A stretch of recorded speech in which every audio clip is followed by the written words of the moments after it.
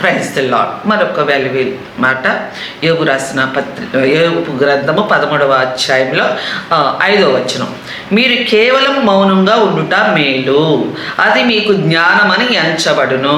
అబ్బా, ఇది ఎంత విలువైన మాట. అంత మాకు తెలుసని మనం మాట్లాడిన వాళ్ళు మాట్లాడినట్టే ఉంటుంది. మన తాతకి దగ్గులు కూడా మనమే నేర్పుతాం. తాత ఇలా అని దగ్గు అని అంటాం. తాతకి దగ్గులు నేర్పేంతటోళ్ళం మనం. తాత ఆల్రెడీ అన్నీ అయిపోయి అనుభవాలతో ఉండుంటాడు. అలాగే మనం అన్ని విషయంలోనంట కేవలం మౌనంగా ఉండటమే జ్ఞానం అంట. ఆ జ్ఞానం మనం సంపాదించుకొని మౌనంగా ఉందముగాక. ఆమేన్. Praise the lord.